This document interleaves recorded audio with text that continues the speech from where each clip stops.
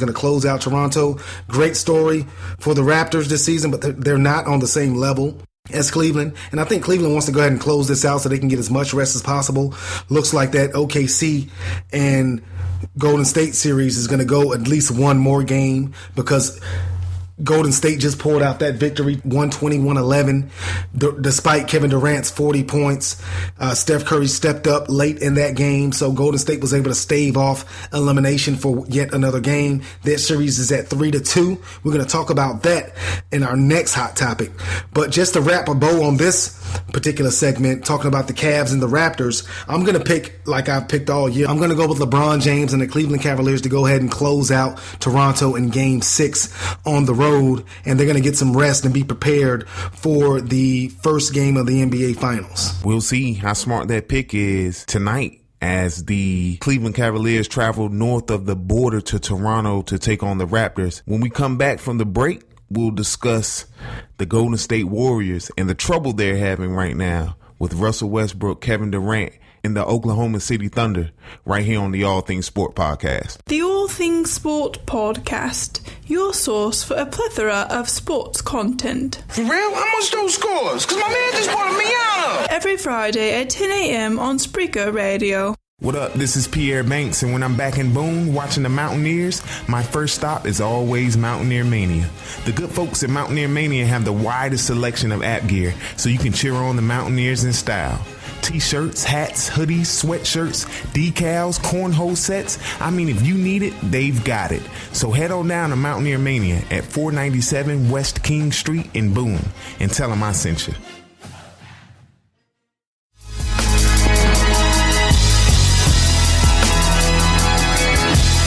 We're back with more of the All Things Sport podcast with Damian Banks and Pierre Banks on Spreaker Radio.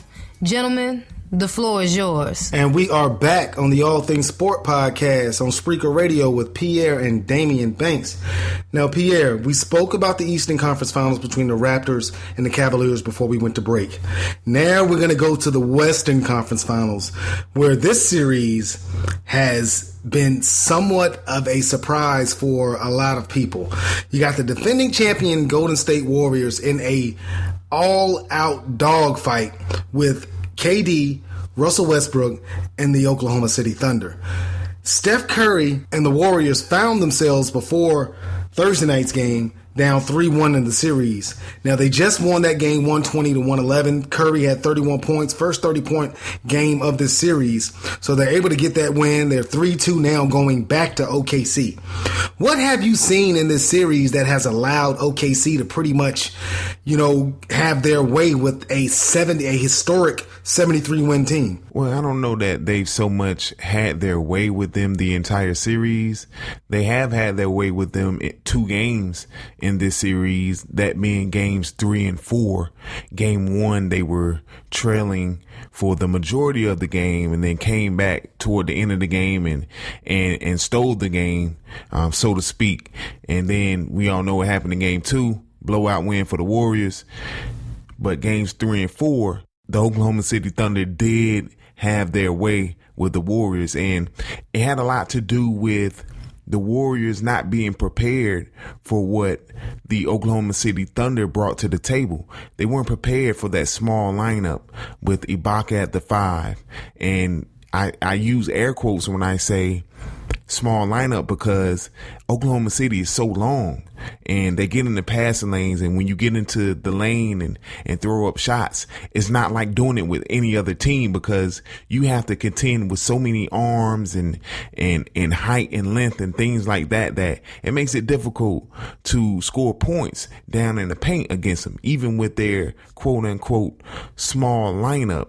And then the play of Russell Westbrook has just been elevated to the point to where he's been a problem, where at least in games 3 and 4 had been a problem for anyone wearing a Golden State jersey. And it affected the 2-time MVP, Steph Curry, on the offensive end. Legs tired, couldn't get the lift on his shot, and missed a lot of open shots, missed a lot of gimme, bunny layups, missed free throws, and I think a lot of that had to do with having to keep up with not only Russell Westbrook, but you could tell that whoever Steph Curry was guarding, the Oklahoma City Thunder would try to exploit it, get that man the ball and let them go at Steph Curry to tire him out a bit. I mean, my hypothetical question, maybe not hypothetical, Pierre, is what happened to the Golden State Warrior team that was blowing everyone out? I mean, games weren't even close in the regular season, even going back to last year.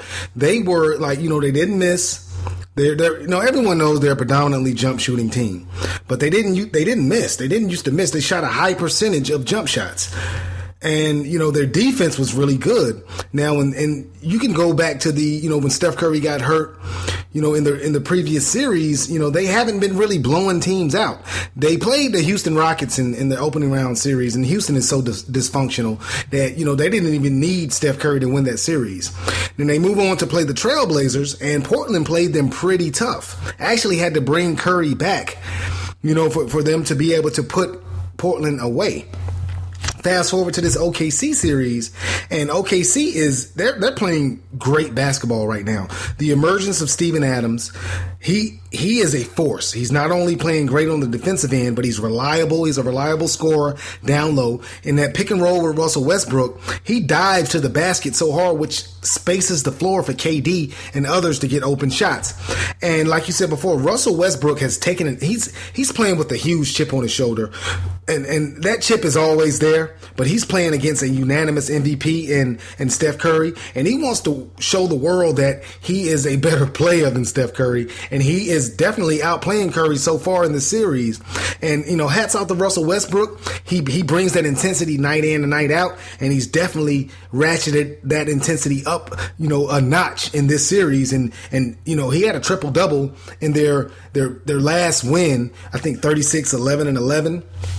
And I mean, Russell is playing out of his mind. KD is consistent. They're getting great support off their bench from Shaq and Kenny Smith and Charles like to say on that TNT broadcast. They're getting great help from the others, and they believe, man. They're not intimidated by Golden State, and they believe at this point. And that's in anything in life, man. You could have a business, you could be trying to date a pretty girl. If you believe that you can do it, that's half the battle.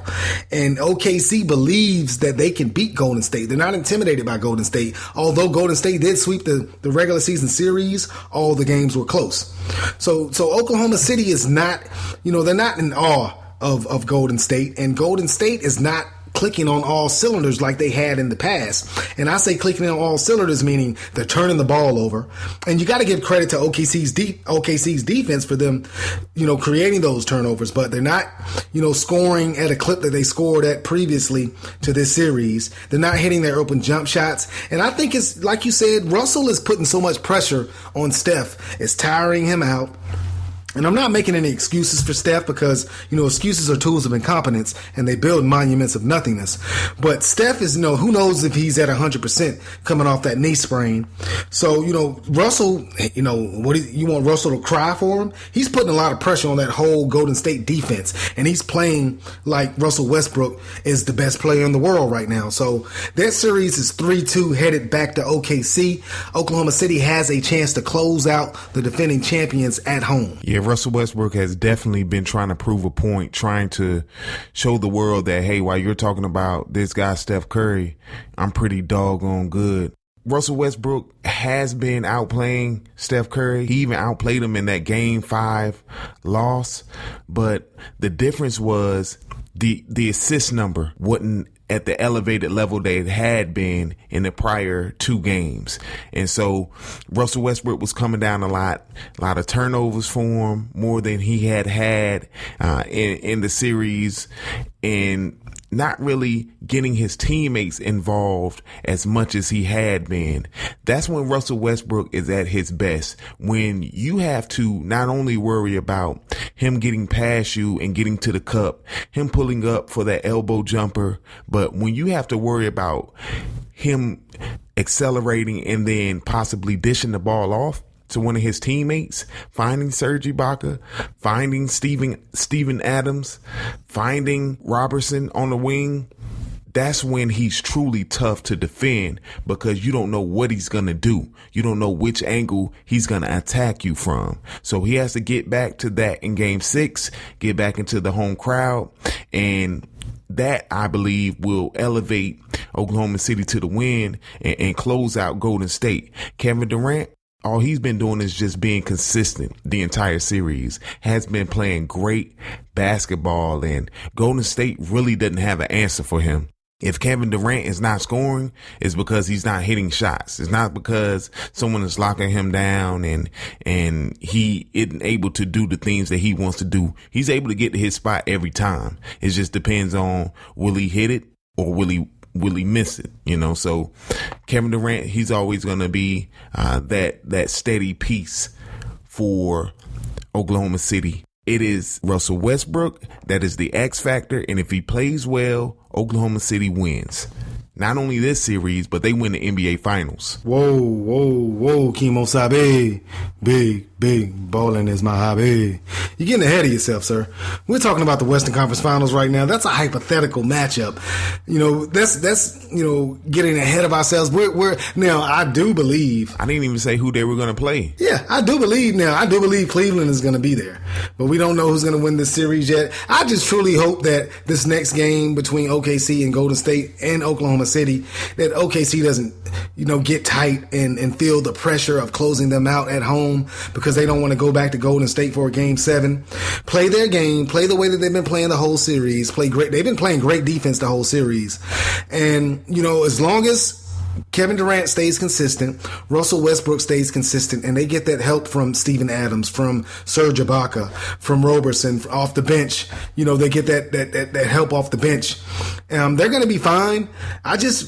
I'm witnessing something that I didn't think I would see during the playoffs, because I've gotten so used to Golden State going on these runs, 10, 12 points where they just can't miss, and now they're missing. So it's, myself in America is like, wow, they're missing. What do they do now? Are they back to being normal? Because they were not normal before. They won an NBA championship basically shooting 3-pointers. And they have a lineup where basically 4 people on the court can shoot jumpers, and they have a guy in the middle. And, you had a lot of teams in the NBA trying to emulate Golden State style. OKC does not emulate their style. They play their brand of basketball. They have their 2 superstars, and everyone else falls in line. So this series is really, really good. And it just remains to be seen how Oklahoma City approaches Game 6 back in Oklahoma City.